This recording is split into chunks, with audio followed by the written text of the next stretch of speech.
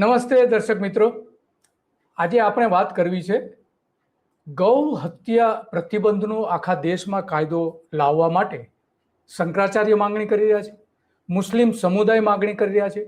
ગુજરાતમાં ગૌ હત્યા પર પ્રતિબંધ છે પણ ગાયોની વસ્તી ઘટી રહી છે. તો આ ગૌવંશ જે અત્યારે પરિસ્થિતિ એવી છે કે બળદોની સંખ્યા માત્ર 10 થી 12% રહી છે. ગુલાબી ક્રાંતિ ગુજરાતમાં થઈ રહી હોય એવું લાગી રહ્યું છે. એક સમય નરેન્દ્ર મોદી એનો વિરોધ કરતા હતા. જ્યારે મનમોહન સિંહની સરકાર હતી ત્યારે એ હંમેશા માટે કહેતા હતા કે માંસની નિકાસ બંધી કરી દો, ગૌ હત્યા પર પ્રતિબંધ આવતો કાયદો લાવો. અમે ગુજરાતમાં લાયા છે. આ બધી જ માંગણી કરતા હતા, પરંતુ આજે એ મૌન છે અને આ અંગે કશું જ બોલવા તૈયાર નથી. કારણ કે બીજી એક ગુજરાતમાં સૌથી મોટી જે બાબતો આવી રહી છે ટેકનોલોજીની બાબતમાં એવું છે કે પાટણમાં એક લેબોરેટરી શરૂ થઈ છે કે જે નરના જે વાય અને એક્સ રંગસૂત્રો જે હોય છે એ રીતે માદાના હોય છે, એ જે ફલનીકરણની જે પ્રક્રિયા છે એમાં વાયને કાઢી નાખવા, એટલે કે નરનું જે રંગસૂત્ર છે કાઢી નાખવામાં આવે છે અને એક્સ એટલે કે જે મહિલાઓ એટલે કે નર જે માદા કહી શકાય, માદાનું જે રંગસૂત્ર છે એને જ રાખવામાં આવે છે. એવી ટેકનોલોજી વિકસાવી છે. એના કારણે થયું છે એવું કે હવે માત્ર ને માત્ર ગાયનો જન્મ થયો છે, વાછડાનો જન્મ થઈ રહ્યો છે.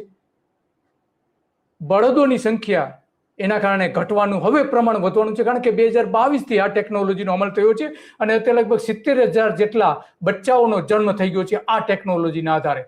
તો બીજી બાજુ એક બાજુ ચાલી રહ્યું છે કે ગુજરાતમાં પશુઓની હત્યા જે થતી નથી, કાયદાઓ બનાવ્યા છે, દાવો કરે, પણ ખરેખર વાસ્તવિકતા તો એ છે કે ગુજરાતમાં ગુલાબી ક્રાંતિ નરેન્દ્ર મોદીના સમયથી લઈને આજ સુધી ચાલી રહી છે.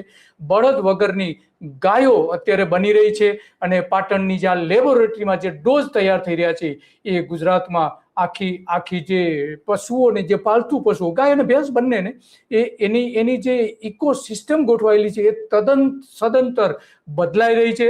અને એટલા માટે ગૌહત્યા વિરોધ કરનારા હિન્દુ રાજકારણીઓ અને હિન્દુ સંગઠનો છતાં ગુજરાતમાં ભાજપના રાજમાં ગુલાબી ક્રાંતિની શરૂઆત થઈ ગઈ છે. ખાસ કરીને રાજકીય નેતાઓ આના માટે સૌથી વધારે જવાબદાર છે. જો આ જ પરિસ્થિતિ ચાલુ રહેશે તો 2030 સુધીમાં ગૌવંશ કે જે દેશી ગાયો છે એકદમ ઓછી થઈ જશે અને જે વિદેશી પ્રકારની ક્રોસ જેને આપણે ક્રોસ હાઇબ્રિડ જે કહીએ છીએ એની સંખ્યા વધી જશે અને ભેંસોની સંખ્યા વધી જશે.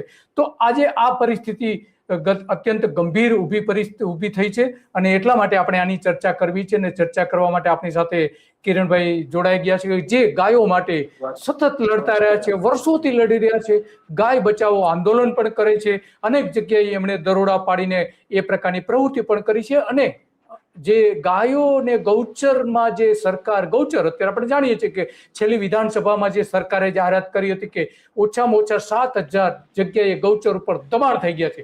તો આ જે દબાણોની સામે લઈને ગૌચરથી લઈને ગૌચર ફાળવવા માટે એ કિરણભાઈ લડી રહ્યા છે. તો આપણે કિરણભાઈ સાથે સીધી વાત કરીશું કે કિરણભાઈ, અત્યારે પહેલા તો તમારું સ્વાગત છે ધ ગુજરાત રિપોર્ટમાં. દિલીપભાઈ, યસ, આપનો ખૂબ ખૂબ આભાર. આપે જે ગાય માતાની વાત કરી, પહેલા તો ગાય માતા છે એ હિન્દુ ધર્મની આસ્થાનું કેન્દ્ર છે. બીજું છે તો ખેતી છે. આજે તમે જુઓ કે ગાય આધારિત ખેતી થતી હતી. આજે આપણે બંને જે લોકો ગાય માતાને ખાલી દૂધ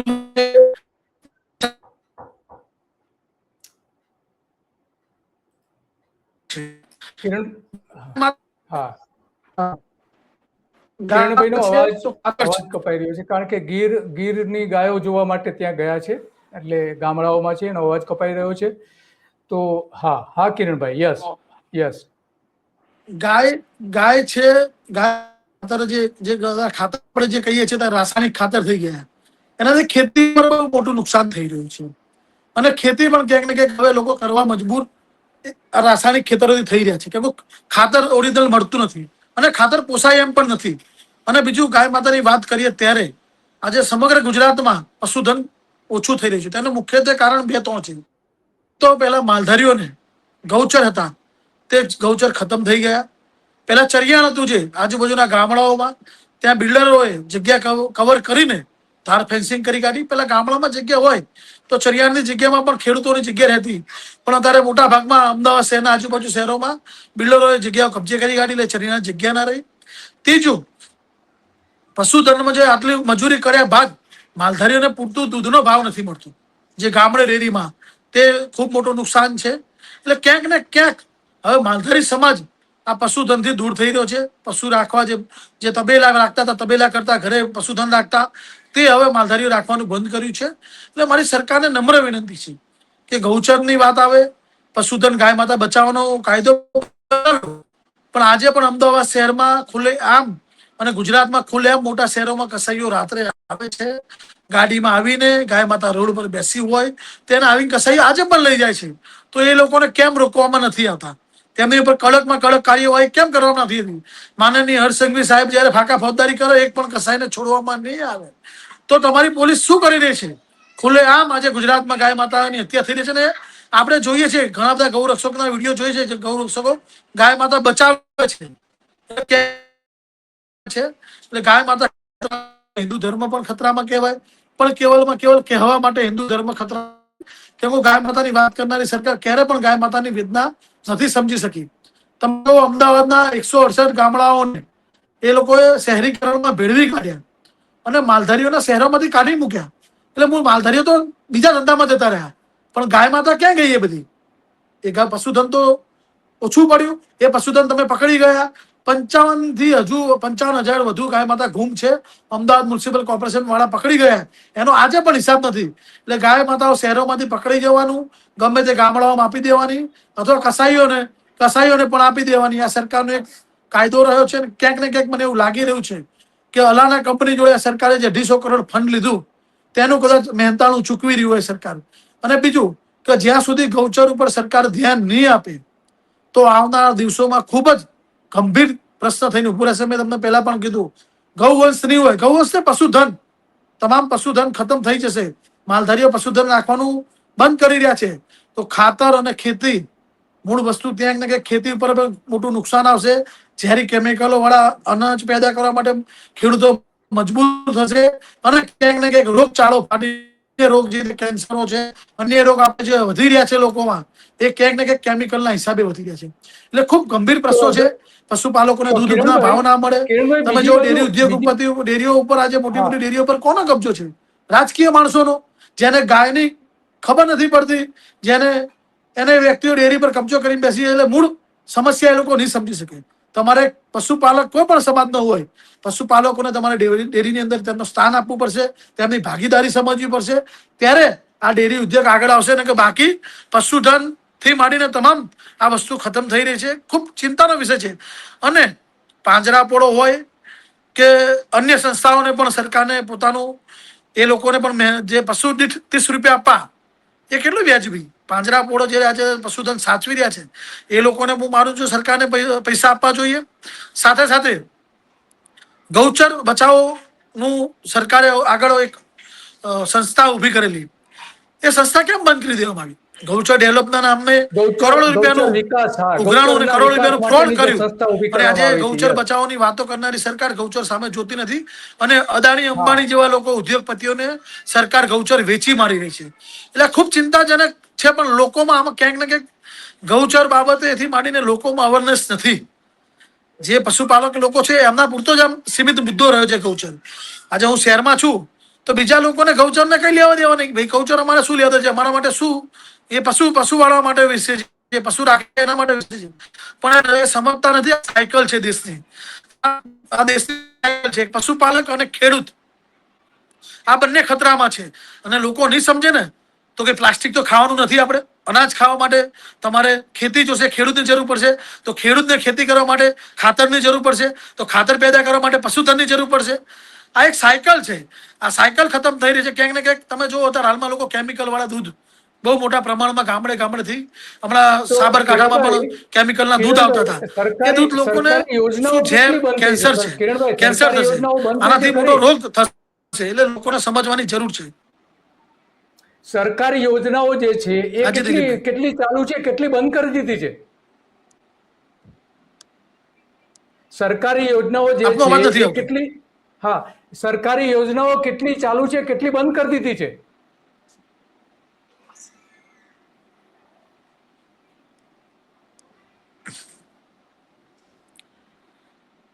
આપનો અવાજ નથી આવતો, પણ જે વાત કરવા માંગુ છું એ પણ આપની સાથે કરી દઉં કે હું મારી 2-3 માલધારી સમાજ તરીકે એક માંગણી છે કે શહેરોમાં રહેતા માલધારીઓને તમે જે તે પહેલા સરકારોએ વસાવટોની આયોજન કરેલું, તેની વસાવટોની આયોજન કરવામાં આવે. જે રીતે તમે ટીપી પાડો છો ત્યારે બગીચા છે, સ્કૂલ ગાર્ડન છે, પાર્કિંગની વ્યવસ્થા કરો છો, આ તમામ વ્યવસ્થા કરો છો તો તમે ત્યારે 40% કપાત લેતા હો છો, તો પશુપાલકો માટે પણ એક વસાવટની આયોજન કરવામાં આવે. બીજું, ગૌચર બચાવો અભિયાન સરકાર સૌથી મોટી મુહિમ ચાલુ કરે. સુપ્રીમ કોર્ટે પણ એવું કીધું ગૌચર વેચી ના શકો. તમે ગૌચર વેચો છો જે તે ગામનું, કદાચ તમારા વિકાસ માટે જોતું હોય તો એટલું ને એટલું ગૌચર તમારે ત્યાં એ ગામમાં ફાળવવું પડે. એટલે સરકારને તેની પર પણ ધ્યાન આપવું જોઈએ. અને ડેરી ઉદ્યોગમાં પશુપાલકોની ભાગીદારી, પશુપાલકોની સૌથી મોટી ભાગીદારી રહેશે તો જ ડેરી ઉદ્યોગ વધુમાં વધુ મજબૂત થશે અને પશુપાલકોને પૂરતા ભાવ મળશે. અને જે પાપડી અને ખાણ છે તેની ઉપર સરકારનું પોતાનું એક નિયંત્રણ ને કંટ્રોલ હોવું જોઈએ. તેની ઉપર સરકારનું કોઈ પણ જાતનું નિયંત્રણ ને કંટ્રોલ છે નહીં. તેનાથી ખાંડ ને પાપડીના ભાવ અતિશય વધતા રહે છે અને પશુપાલકોને પોતાનો પશુપાલક વ્યવસાય કરવો પણ મુશ્કેલ બને છે. એટલે માલધારી સમાજ તરીકે હું માગણીઓ કરું છું અને આવનારા દિવસોમાં પણ કુદરતી પ્રક્રિયા જે થઈ રહી છે પશુધનમાં એ થવી જોઈએ, બીજદાન થવું જોઈએ, પણ સાથે સાથે એ પણ પ્રક્રિયાને અટકાવી ના જોઈએ. કેમ કે જે પ્રકૃતિ પ્રક્રિયા છે તેને પણ જાળવવી એ બધું આપણું જરૂરી છે. અને ખાસ કરીને હિન્દુ ધર્મની ગાય માતાની વાત. હા બોલો. જી હાજી. તો કિરણભાઈનો અવાજ નથી આવતો. કિરણભાઈ, તમારો ખૂબ ખૂબ આભાર અને આવા જ મુદ્દાઓ પર આપણે મળતા રહીશું અને વાત કરતા રહીશું. આપનો ખૂબ ખૂબ આભાર. તો આ કિરણભાઈ હતા અને એમણે બધી જ વાત કરી કે વાસ્તવમાં શું પરિસ્થિતિ છે અને એટલા માટે આજે ગંભીર ચિંતાનો વિષય બની જાય છે કે એક બાજુ આંદોલન ચાલી રહ્યું છે તો બીજી બાજુ કે સરકાર પોતે પણ ગાય વંશ આગળ વધે એ માટે કોઈ બિલકુલ ઈચ્છતી નથી, ખાસ કરીને બળદ. અને એટલા માટે આપણે આજે ચિંતા વ્યક્ત કરી રહ્યા છીએ. મનમોહન સિંહની સરકાર હતી ત્યારે નરેન્દ્ર મોદીએ એમના પર જબરજસ્ત આરોપો મૂક્યા હતા. પિંક રિવોલ્યુશનના એક જૈન સમાજનું જે કાર્યક્રમ હતો એમાં તો એમણે સાંભળીએ કયા કયા પ્રકારના આરોપો મૂક્યા હતા. પછી શંકરાચાર્ય શું કહ્યા છે પણ સાંભળીશું. ये उन्होंने मकसद बनाया है pink revolution. Pink revolution, pink गुलाबी रिवोल्यूशन. क्रांति. ये गुलाबी क्रांति क्या है मालूम है?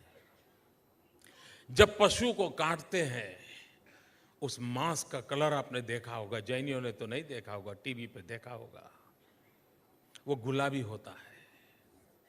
और इसलिए दिल्ली में बैठी हुई सरकार का सपना है कि हम हिंदुस्तान में पिंक रिवॉल्यूशन करेंगे और पूरे विश्व में मांस मटन का एक्सपोर्ट का बिजनेस करेंगे.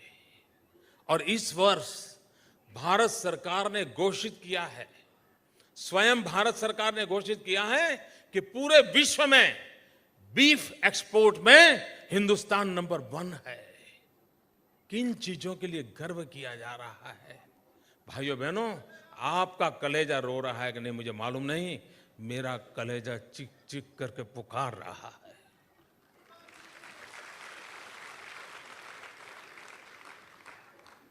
और आप कैसे चुप हैं? કલેજાની વાત કરે છે તો આ જ વાત શંકરાચાર્ય પણ કરી રહ્યા છે. કારણ કે ગુજરાતમાં તો ગાયોની સંખ્યા ઘટી છે, બળદોની સંખ્યા ઘટી છે, દેશી ગાયોની સંખ્યા ઘટી છે અને એની સામે જર્સી ગાય જે આપણે કહીએ છીએ એની સંખ્યા મોટા પ્રમાણમાં વધી છે. અને એટલા માટે જ શંકરાચાર્ય કહી રહ્યા છે કે કલેજાની જે વાત કરે છે નરેન્દ્ર મોદી, કલેજાની એ જ વિશે શંકરાચાર્યએ હમણાં થોડા દિવસ પહેલા બહુ મોટી વાત કરી હતી. એનો પણ સાંભળીએ. એક ગાય બચાવો આંદોલન આખા દેશમાં ચલાવી રહ્યા છે. बंधुओं, ऐसा लगता है कि विज्ञान बहुत आगे बढ़ गया है. अभी तक तो हमने सुना था कि अंगों का प्रत्यारोपण हो जाता है, हार्ट बदल जा रहा है, लीवर बदल जा रहा है। अब हमने देखा कि शायद कलेजा भी ट्रांसप्लांट हो रहा है, और कलेजा ही नहीं, अब तो बुद्धि भी ट्रांसप्लांट हो जा रही है, बदल जा रही है। आपके मन में आ रहा होगा कि ये क्या बातें हम कह रहे हैं। એ નરેન્દ્ર મોદી વિશે બોલી રહ્યા છે, આગળ કે છે आपको हम दो उदाहरण दिखाएंगे, बताएंगे। एक तो दिखा ही रहे हैं क्योंकि वही अभी प्रासंगिक है, एक बता दे रहे हैं। देखिए, सब जानते हैं कि गुजरात के मुख्यमंत्री ने, एक समय था जब गुजरात के एक मुख्यमंत्री ने एक बड़ा चर्चित भाषण दिया था। वीडियो आप लोग इंटरनेट से निकाल करके देख लेना। उसमें उन्होंने कहा था, ये गुलाबी रंग देख करके तुम्हारा कलेजा जलता है कि नहीं, दुखता है कि नहीं, पता नहीं, मेरा तो दुखता है। याद आया? कहा था कि नहीं कहा था? अब वो जो मुख्यमंत्री जी थे, गुलाबी रंग देख के उनका कलेजा जलता था, दुखता था, बड़ी पीड़ा होती थी उनको। आप समझ रहे हैं? गुलाबी रंग माने मांस का व्यापार। उसी संदर्भ में वो कह रहे थे कि भारत इतना बड़ा मांस का व्यापारी बन रहा है, ये गुलाबी रंग की क्रांति देख करके मेरा कलेजा बहुत दुखी है। और फिर समय आगे बढ़ा, वो जो मुख्यमंत्री थे वो प्रधानमंत्री बन गए, और प्रधानमंत्री बनने के बाद वो जो गुलाब का ढेर था ना, जिसको देख के उनका कलेजा दुखता था, उससे चौगुना हो गया, बहुत बड़ा आगे बढ़ गए। लेकिन अब उनका कलेजा नहीं दुखता। क्यों नहीं दुखता? अगर वही कलेजा होता जो मुख्यमंत्री के समय उनके छाती में फिट था, तो जरूर दुखता, चौगुना दुखता, क्योंकि उस गुलाबी रंग के ढेर का पैमाना चौगुना हो चुका। लेकिन अब दुखता ही नहीं है। इससे क्या अर्थ निकला? इससे यही अर्थ निकला ना कि उन्होंने अपना कलेजा ट्रांसप्लांट करवा लिया। पहले दूसरा था, उसको निकलवा के हटा दिया, और अब दूसरा जो लगवाया उसमें कोई दर्द नहीं होता, उसमें खुशी होती है। क्या पूरे विश्व में सबसे बड़े मांस के व्यापारी हम हो। अरे यहीं तक नहीं, ओमान में जाने के बाद जब प्रस्ताव दिया कि हमारा मांस आप लोग क्यों नहीं खरीदते हैं, उन्होंने कहा हम तो हलाल वाला खाते हैं जी, हमारे तो कलमा पढ़ करके कोई काटे तभी हम खाएंगे। कहा हम कलमा पढ़ के काट देंगे जी, क्या दिक्कत है, लीजिए हमसे। उस करार पर भी हस्ताक्षर करके आ गए और भेज रहे हैं। अगर वही कलेजा होता जो गुजरात के मुख्यमंत्री रहते समय था, तो जरूर दुखता। इसका मतलब है कि अपने देश में गुपचुप तरीके से अब कलेजा भी ट्रांसप्लांट होने लगा है, उसकी भी एक बदली हो जा रही है। केवल उन्हीं की बात नहीं, अभी देखिए, आपको एक वीडियो दिखाते हैं, देखिए।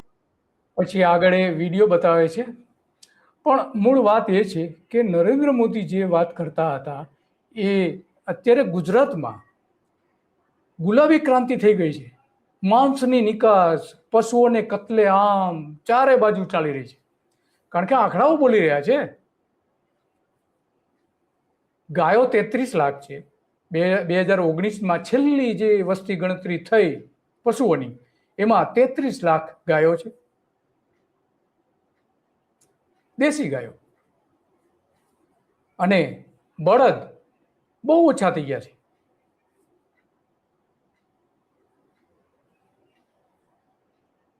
કારણ કે દેશી ગાયોની જે વસ્તી છે એ દેશી ગાયોની વસ્તી 62 લાખ છે, અને વિલાયતી ગાયો જે છે એ 33 લાખ છે, અને આપણા જે દેશી બળદ છે 18 લાખ છે, અને જર્સી ગાય જે આપણે કહી છે એના જે બળદ છે એ જાતના બળદ માત્ર 1,36,000 છે। તો બાકીના બળદ ગયા ક્યાં? ખરેખર જે વસ્તી આપણે ટોટલ વસ્તી આપણે ગણીએ તો લગભગ 96 લાખ ગાયો થાય છે ગુજરાતમાં। તો 96 લાખ બળદ હોવા જોઈએ, એને બદલે 18 થી 19 લાખ બળદ માત્ર છે। તો બાકીના ક્યાં ગયા? કઈ બાજુ ગયા?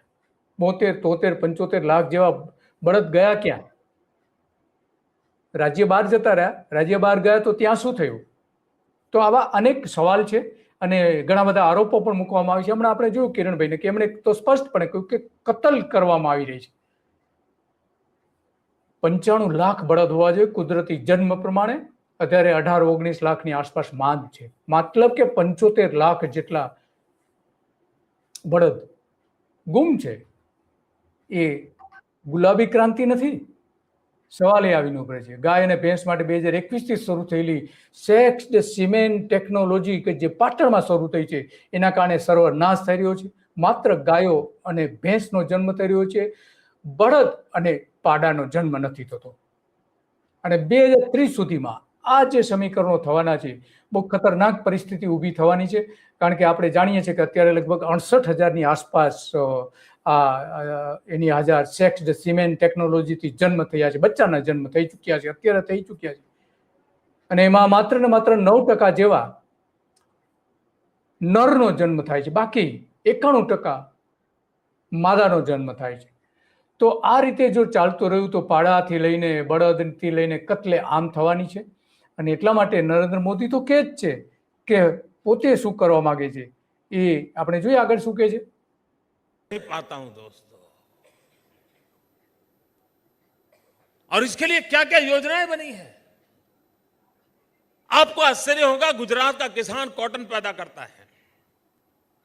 अगर हम कॉटन एक्सपोर्ट करते हैं का मिजाज देखिए, भारत की जड़ों से जो उखड़ गए हैं उन्होंने कॉटन एक्सपोर्ट पर ड्यूटी. તો આ પાછી આગળ તે કોટનની વાત કરે છે, પણ એમણે જે ગુજરાતના મુખ્યમંત્રી હતા ત્યારે વાત કરી હતી એ પણ સાંભળીએ. स्वयं भारत सरकार ने घोषित किया है कि पूरे विश्व में बीफ एक्सपोर्ट में हिंदुस्तान नंबर 1 है. किन चीजों के लिए गर्व किया जा रहा है. भाइयों बहनों, आपका कलेजा रो रहा है कि नहीं मुझे मालूम नहीं, मेरा कलेजा रो रहा है એવું નરેન્દ્ર મોદી તો કહે છે, પણ એનો કલેજો જ નથી એવું શંકરાચાર્ય કહી રહ્યા છે. ટ્રાન્સપ્લાન્ટ થઈ ગયું છે. જીવ દયા માટે સંઘર્ષ કરવો પડે એના રાખીને જીવતા રહ્યા કે આ રાષ્ટ્રમાં ગૌ રક્ષા થાય, ગૌ વંશ રક્ષા થાય. જ્યારે પંડિત નહેરુનું શાસન હતું ત્યારે આ દેશના સર્વ આચાર્ય ભગવંતોએ, સંતોએ, મહામુનિઓએ ગૌ રક્ષા માટે રાષ્ટ્રવ્યાપી એક જબરદસ્ત મોટું આંદોલન ઉભું કર્યું. માગણી કરનાર સંતો પર ગોળીઓની રમઝટ ચાલી હતી અને અનેક સંતો, આચાર્ય ભગવંતો મહાત્મા ગાંધીની આ ભૂમિમાં દિલ્હીની ધરતી પર ઠાર દેવાયા. આચાર્ય વિનોબાજી જીવનના અંતકાળ સુધી દિલ્હીના શાસકોને સમજાવવામાં નિષ્ફળ ગયા ત્યારે ગૌ રક્ષા માટે આમરણાંત ઉપવાસ પર બેઠા.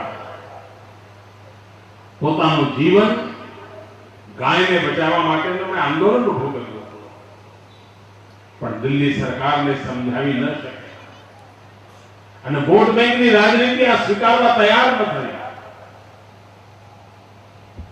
ભાઈઓ બહેનો, ગુજરાત એક એવું રાજ્ય છે કે જેણે ગૌ રક્ષાનો તો કાયદો કર્યો, ગૌ રક્ષાનો કાયદો ઘડો, કાયદો બનાવ્યો, પણ ગૌવંશ તો ઘટી રહ્યું છે. ક્યાં જાય છે આ બળદ? જવાબ તો આપે નરેન્દ્ર મોદી. કારણ કે આપણે જાણીએ છીએ કે આ જે પાટણની જે પ્રયોગશાળા છે એના દ્રશ્યો આપણે જોઈએ કે ત્યાં જે ગૌવંશ જે લુપ્ત થઈ રહ્યું છે, બળદો લુપ્ત થઈ રહ્યા છે, એના માટે આ એક સંસ્થા જવાબદાર છે. જો કે ડેરી ઉદ્યોગ માટે લોકો જે ડેરી છે એને આવકારી છે, ડેરી પોતે પણ આના સિમેન્સ પેદા કરે છે અને જે વસ્તી ગણતરી છે એમાં 38% ઘટાડો થયો છે. દેશી નરનો, દેશી બળદનો 38% ઘટી ગયા છે. અને ભવિષ્યમાં ગીર અને કાંકરેજ જેવી ઉત્તમ નસલો પણ હવે લુપ્ત થાય એવી પૂરેપૂરી શક્યતાઓ છે. કારણ કે વિદેશી ગાયો જે વધી રહી છે, ક્રોસ બ્રીડ જેને આપણે કહીએ છીએ, મિશ્ર નસ્લ જેને આપણે કહીએ છીએ, એ લગભગ 76% એનો વધારો થયો છે અને દેશી ગાયોમાં ઘટાડો થયો છે. તો આ કેમ થઈ રહ્યું છે? આપણે જાણીએ છીએ કે ક્રોસ બ્રીડમાં જે વધારો થયો લગભગ 76%ની આસપાસ થયો, એટલે કે 60 લાખની આસપાસ. 2026માં જો એ 26 સુધીમાં જો આ જ દર ચાલુ રહે તો લગભગ અત્યારે 60 લાખ જેવી ગાયો ક્રોસ બ્રીડની થઈ ગઈ હશે, વિદેશી પ્રકારની કહી શકાય. અને અને અને જે દેશી ગાયો જે છે એમાં 22.72% ઘટાડો થયો હતો 2019માં જ્યારે ગણતરી થઈ ત્યારે. એ પ્રમાણે જો એને જે ઘટાડો થયો છે એ જો અત્યારે ગણવામાં આવે તો માત્ર ને માત્ર અત્યારે ગુજરાતમાં 48 લાખ દેશી ગાયો હોઈ શકે છે, કારણ કે ઘટાડો સતત જો ચાલી રહ્યો ચાલુ જ રહ્યો છે, એમાં તો કોઈ સવાલ નથી. દેશી બળદમાં 38.84% ઘટાડો થયો હતો અને 2026માં માત્ર ને માત્ર 10-11 લાખ જેટલા બળદો અત્યારે હોઈ શકે છે, માત્ર 10-11 લાખ, એનાથી વધારે નહીં. અને જે હવે નવી ટેકનોલોજી આવી છે એમાં જે બળદનો જન્મ નથી થવાનો એ થશે ત્યારે બળદ ઓલમોસ્ટ 2-3% જેવા માંડ રહેશે, એનાથી વધારે નહીં. અને દેશી ગાયનો જે ઘટાડો થયો છે લગભગ 13.03% જેવો 2019ની કમ્પેરિઝનમાં, એ ગણતરી આપણે જો અત્યારે ગઈએ તો ગુજરાતમાં 2026માં 38 લાખ જેટલી ગાયો માંડ હશે 38 લાખ જેટલી, કે જે ક્રોસ બ્રીડ છે, વિદેશી પ્રકારની ગાયો જે છે એની અડધી પણ નહીં રહી. તો આ ભવિષ્યમાં આમાં જે ટ્રેન્ડ જો આ રીતે ચાલુ રહેશે તો ક્રોસ બ્રીડ ગાયોની સંખ્યા 60 લાખ થઈ જશે અને દેશી ગાયો માત્ર 48 લાખ પણ એનીથી પણ નીચે આવી જશે. આ બધી જે બાબતો છે એટલે કે હવે જે 2026ના હવે પછીના જે 10 વર્ષ આપણે ગણીએ 2037 સુધીમાં જો આ જ પ્રમાણે ચાલુ રહેશે તો ખેતી ડેરી ઉદ્યોગમાં ખૂબ ગંભીર પરિસ્થિતિ ઊભી થવાની છે, અભૂતપૂર્વ સ્થિતિ ઊભી થવાની છે. સરકાર અત્યારે ઊંઘી રહી છે અને જે ગાયો માટેની યોજનાઓ હતી એ પણ બંધ કરી દીધી છે. તો ગીર અને કાંકરેજ ગાયો સામે સૌથી મોટા પ્રશ્નો, એની નસ્લ જે લુપ્ત થવા તરફ પણ જઈ શકે, કારણ કે એનું દૂધ ઓછું મળે છે એટલે જે ક્રોસ બ્રીડ છે એનું વધારે ખેડૂતો મહત્વ આપી રહ્યા છે અને એનો જ વધારે જન્મ થઈ રહ્યો છે. અને એટલા માટે જે દૂધ છે, શુદ્ધ દેશી ગાયોનું દૂધ એ મળવું મુશ્કેલ થઈ જશે અને એ આરોગ્યના પ્રશ્નો પણ સૌથી મોટા ઊભા થશે. અને એટલા માટે આપણે જાણીએ છીએ કે જે ખેડૂતોનો જાળવણીનો ખર્ચ પણ વધી જશે, ગાયોને પાળવી મુશ્કેલ થઈ જશે. અને એટલા માટે આ પાટણની જે સંસ્થા છે એમાં અત્યાર સુધીમાં લગભગ બધા થઈને આખા ગુજરાતમાં 8 લાખ જેટલા આવા XY ને અલગ કરીને મેળવીને જે ડોઝ તૈયાર કરવામાં આવે છે, વીર્યમાંથી ડોઝ તૈયાર કરેલા છે, એવા 7 થી 8 લાખ જેટલા થાય છે સંઘના અને 8 લાખ જેવા થાય છે ત્યાં પાટણના. તો આ 16 લાખની આસપાસ થાય છે, એમાંથી લગભગ 68,000 જેટલા બચ્ચાઓ જન્મી પણ ચૂક્યા છે અને હવે પછી એ સંખ્યા એકદમ વધવાની છે. એ કુદરતી નિયમ છે કે પુરુષ અને સ્ત્રીની સંખ્યા મોટા ભાગે સરખા હોય છે, નર અને માદા મોટા ભાગે સરખી સંખ્યા હોય છે, પરંતુ પછી એ સંખ્યામાં વધઘટ થયા કરતી હોય છે. પણ હવે અત્યારે વિજ્ઞાન આ જે પ્રયોગો કરી રહ્યું છે એ ગુજરાત માટે સૌથી મોટો ખતરો ઊભો થશે અને એમાં બળદ બિલકુલ નહીં રહે, માત્ર ને માત્ર ટ્રેક્ટરથી ખેતી થતી હશે, બળદ ક્યાંય જોવા નહીં મળે. તો કુદરતી ખેતી જે છે સિદ્ધાંત જે આપણે જોયું હમણાં ફોટા પાટણના જે જોયા, આપણા રાજ્યપાલ ત્યાં ગયા હતા અને એને બધું જોયું તો રાજ્યપાલ જે પ્રાકૃતિક ખેતીની વાતો કરે છે તો બળદ વગર પ્રાકૃતિક ખેતી કઈ રીતે શક્ય બનશે? સવાલ એ આવીને ઉભો રહે છે. બસ આજે આટલું અને આવી જ બાબતો ઉપર આપણે ચર્ચા કરતા રહીશું. નમસ્તે.